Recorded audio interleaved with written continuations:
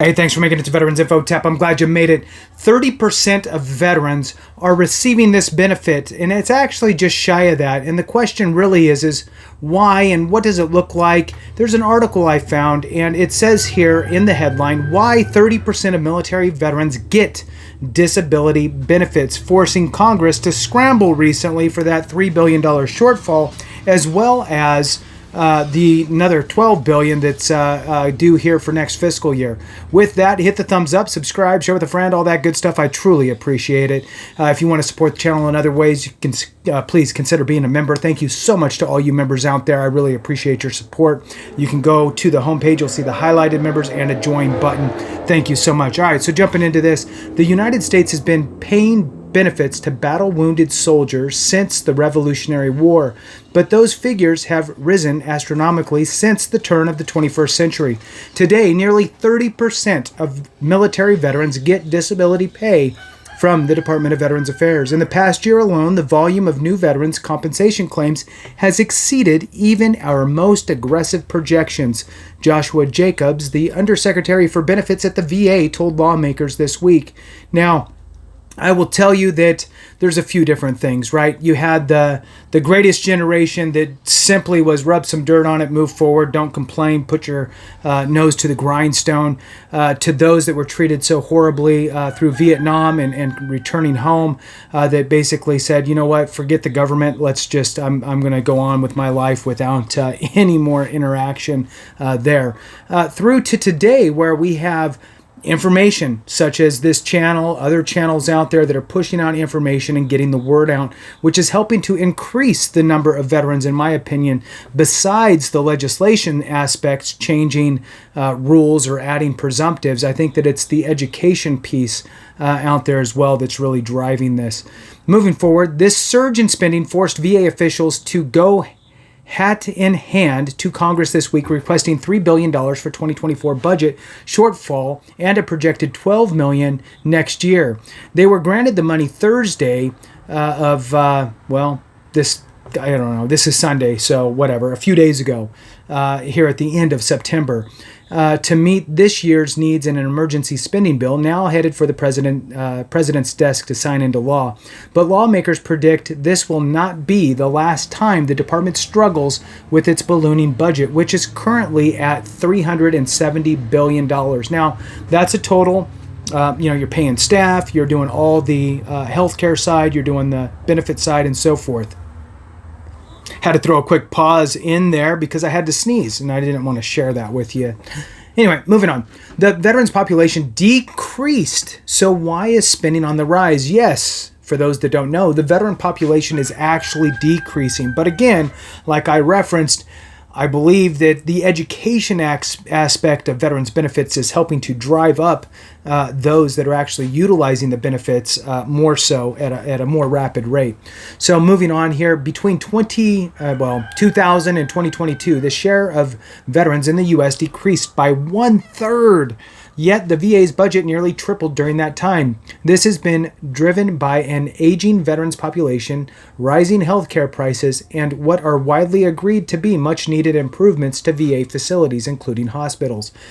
Democrats, for their part, have decried the growing privatization of some VA health services, known in VA parlance as community care, which is also driving up expenses.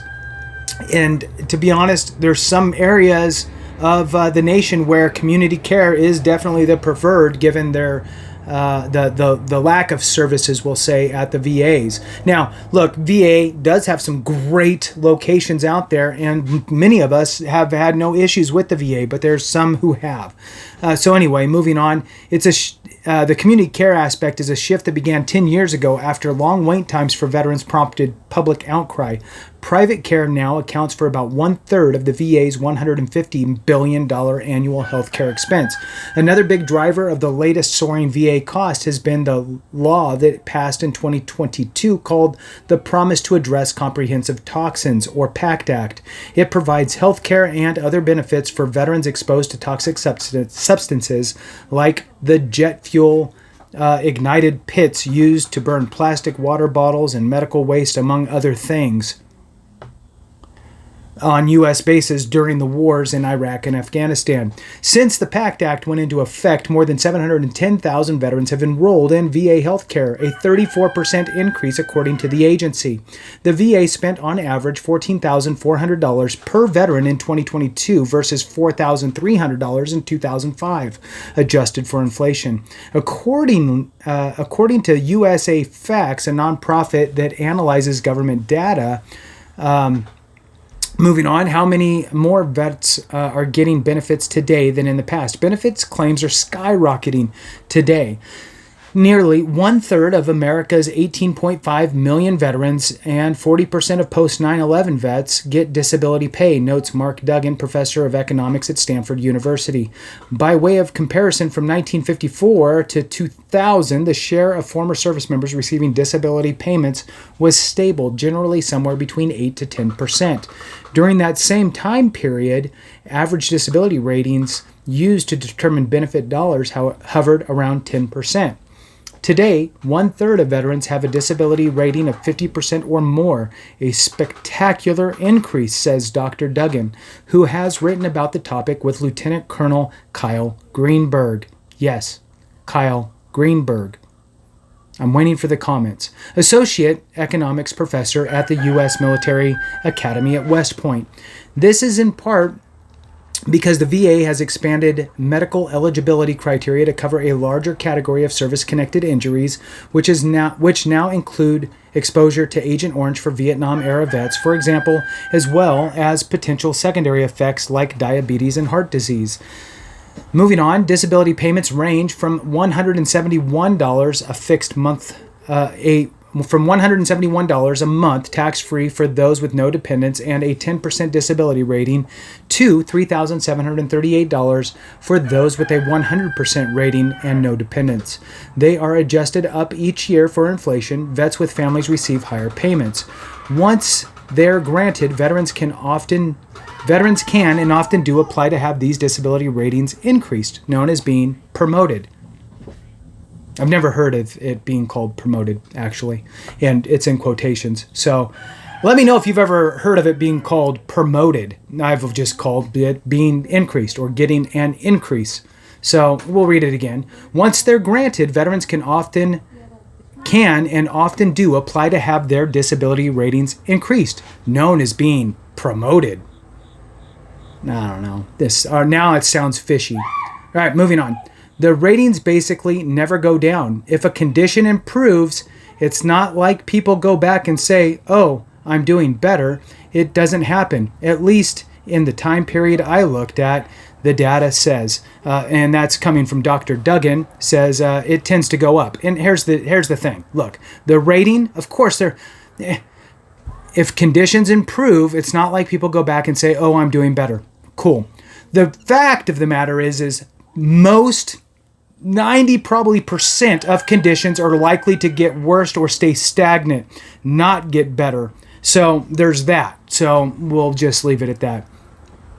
I don't want this to be a hit piece, but if it is, then I'm going to call out Dr. Duggan and, oh, by the way, Kyle Greenberg. So I called you out before. Moving on. Is more money making life better for veterans? So it says here, soaring VA expenses are promoting some analysts to ask whether the VA is using its funds in a way that best helps veterans. And here's the thing. Yes, it does. Period. Let's move on. These questions can be sensitive for public officials to tackle. It's very difficult to have a conversation about it because it can very easily unintentionally signal that we sent troops off to do the dirty work and now we're going back on our commitment to the nation, says Catherine Kuzminski, Director of Military Veterans and Society Program at the Center for a New American Security think tank. What's more, up until recently, troops who served for less than 20 years weren't entitled to retirement benefits, even though, as in the case of Iraq and Afghanistan, they were deployed frequently, she adds. This incentivized some vets to maximize compensation they could claim through other means.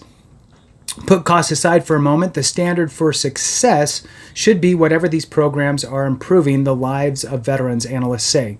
Research shows, however, that even as benefits increase, veterans' mental health as measured by suicide rates has decreased relative to their peers.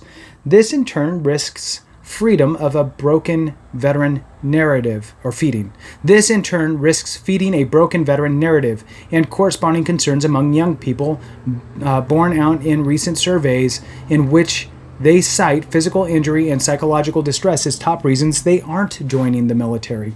At the same time, while service-related wounds can or may certainly prevent some veterans from working, 20 years ago, more veterans overall had jobs, which can support their well-being post-service, analysts say. It's not about your ability to work, it's about your ability to earn. And it's not just earn in the moment, it's earn longevity-wise. If your ability to earn has now been shrunken, I can work till I'm 65, I can work until I'm 68, I cannot work any further than that. Maybe other people are able to continue working, I'm not able to, or I'm not able to earn as much as somebody else given my specific ailments. So it's not the fact that you have a job. That's why I hate these things. Thank you, Kyle Greenberg. Moving on. What to do about it? One possibility is to make disability benefits, which are currently provided for life, temporary. That's dumb. To be reevaluated periodically for conditions that are more likely to improve, which they do. So this is dumb people writing dumb things. If your condition has no real history of being treated, you will be reevaluated within 1 year if there is a likelihood that it can get better. There's that. It's not until 10 years that you can get any sort of real substantial protections, and then it's not until 20 years that you get the real solid protection. So it's already happening. Thank you very much. Do your homework. Moving on, a recent Congressional Budget Office report also raises the possibility of reducing or eliminating disability compensation for higher income vets, which the office estimates would save some $250 billion over 10 years. So again, for those that don't think that these things are actually being talked about, they are. So we need to rally around together and protect ourselves. With that, I'll put a link to this so you can be irritated with it as well. Thank you so much for watching. I appreciate you. Have a great one. And remember, if we don't take care of each other, something went wrong.